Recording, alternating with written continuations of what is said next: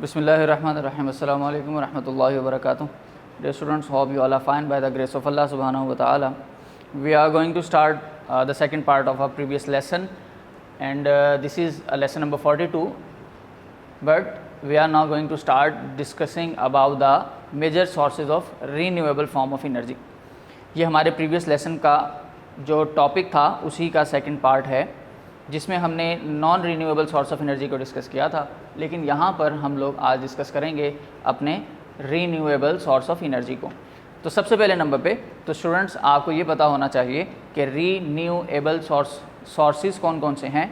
तो यहाँ पर ये याद रख लीजिएगा, रीन्यूएबल से मुराद ऐसी एनर्जी की टाइप्स जिनको हम बार बार इस्तेमाल कर सकते हैं, या ऐसे सोर्सेज जिनको हम बार बार इस्तेमाल करके अपनी एनर्जी की जो नीड्स हैं उनको पूरा कर सकते हैं।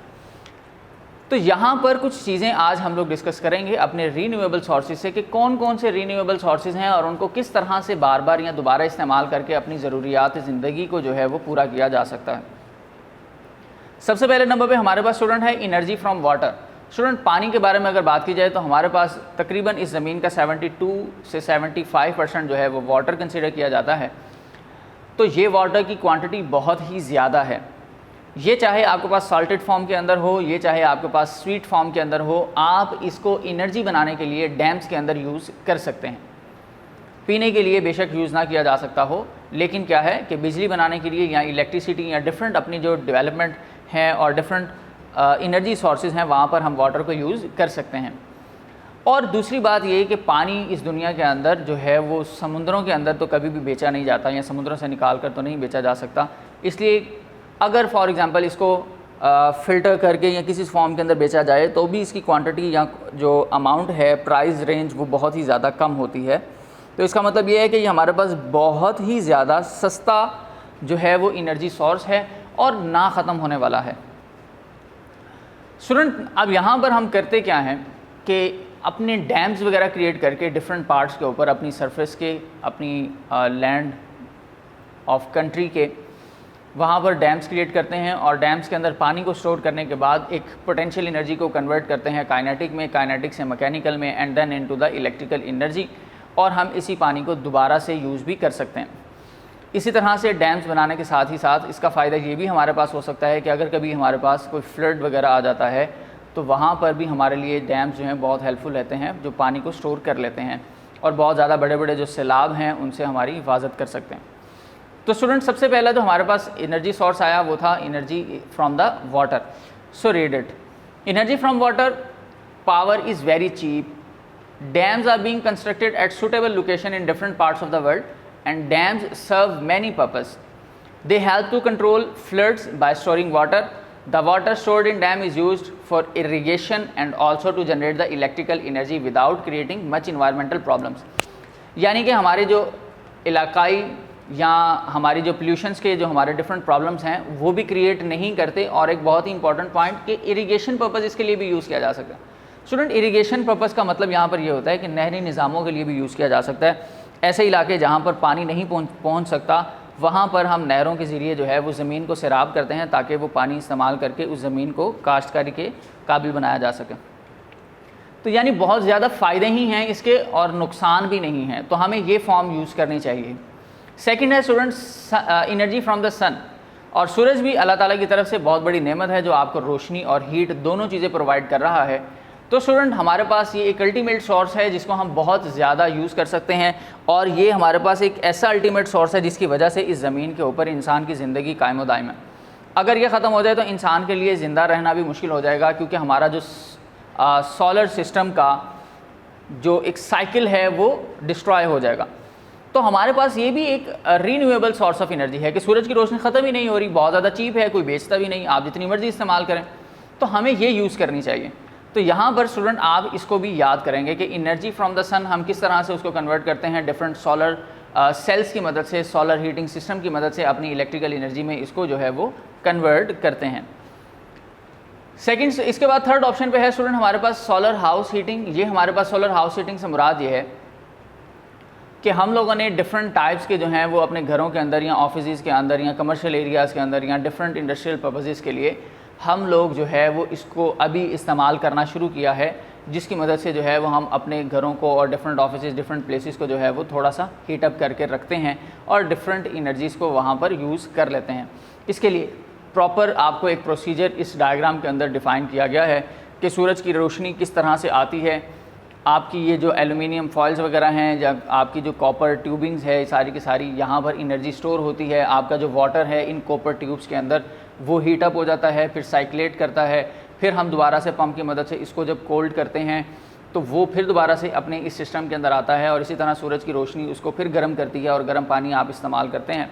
तो इसका मतलब ये है कि सोलर हाउस हीटिंग वाला जो सिस्टम है ये आपके घरों को गर्म करने के लिए, आपके घर का पानी गर्म करने के लिए या डिफरेंट पर्पज़ के लिए यूज़ किया जा सकता है।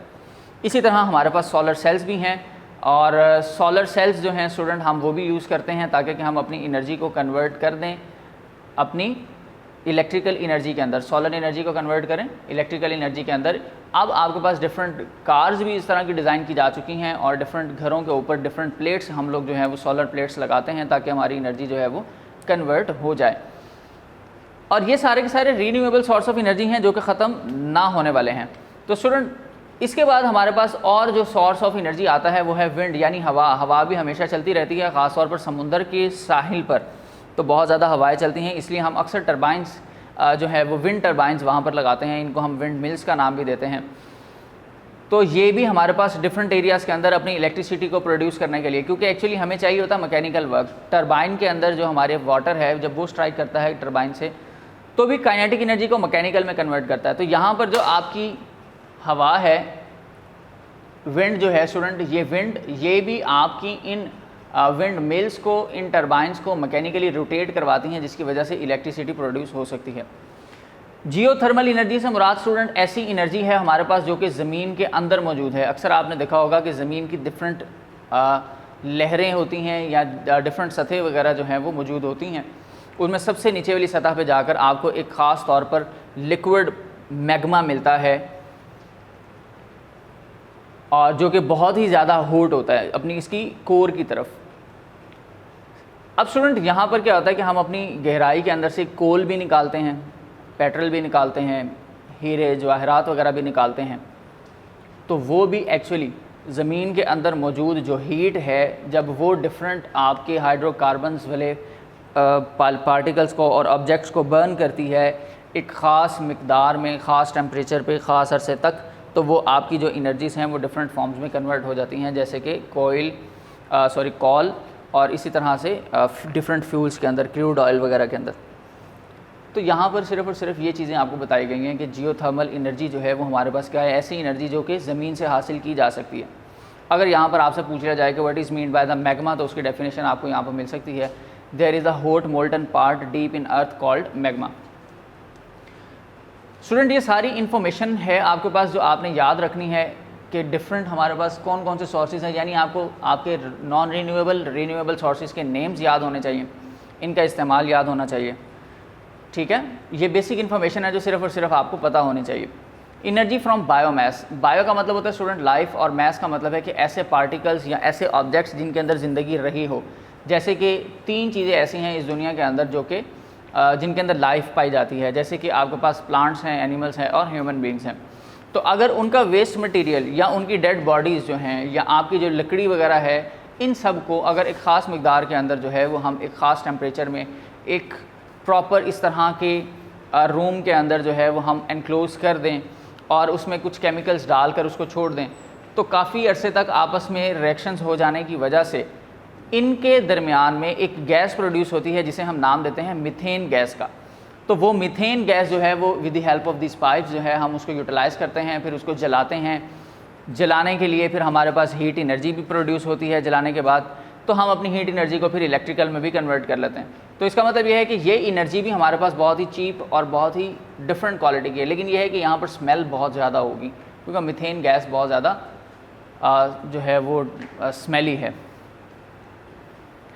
तो यहाँ पर अब आप इसको अगर रीड आउट करें तो स्टूडेंट यही कंक्लूजन आपको मिलेगा कि बायोमास इज़ अ प्लांट और animal waste that can be burned as fuel, जिसको हम हीट के तौर पर या फ्यूल के तौर पर जलाया जा सकता है, इस्तेमाल किया जा सकता है। Other forms of biomass are garbage from waste, sugar cane and other plants. These waste are used to run power plants. Many industries that use forest product get half of their electricity bill burning bark and other wood waste. यानी different types के जो हैं वो हमारे पास waste, जिनमें से मैंने आपको बता दिया कि सारे के सारे ऐसे 3 चीज़ों से रिलेटेड होते हैं जिनमें लाइफ मौजूद हो, यानी कि प्लांट्स, एनिमल्स या ह्यूमन बींग्स। तो अगर इनको जलाया जाए एक ख़ास कमरे में बहुत ज़्यादा अरसे तक इनको रख दिया जाए डिफरेंट केमिकल्स की प्रोडक्शन के साथ, जो वहाँ पर केमिकल्स प्रोड्यूस होते हैं वो फर्दर रिएक्शन करवाते हैं, तो फाइनली हमें यहाँ पर मीथेन गैस मिलती है जो हमारे लिए यूज़फुल है, जिसको हम यूज़ कर सकते हैं। तो स्टूडेंट ये हमारे पास आज के कुछ रीन्यूएबल्स फॉर्म ऑफ एनर्जीज़ और रीन्यूएबल सोर्स ऑफ एनर्जीज़ जिनको हमने डिस्कस किया। नेक्स्ट लेक्चर के अंदर बेटे इंशाल्लाह ताला हम अपने नेक्स्ट टॉपिक को डिस्कस करेंगे, मैस एनर्जी इक्वेशंस को भी डिस्कस करेंगे, एनर्जी का इन्वायरमेंट के साथ क्या रिलेशन है इसको डिस्कस करेंगे, कितने फ़ायदे और कितने नुकसानात हैं इन चीज़ों को भी डिस्कस करेंगे। तो इसमें से आपने सिर्फ़ और सिर्फ आज के टॉपिक के अंदर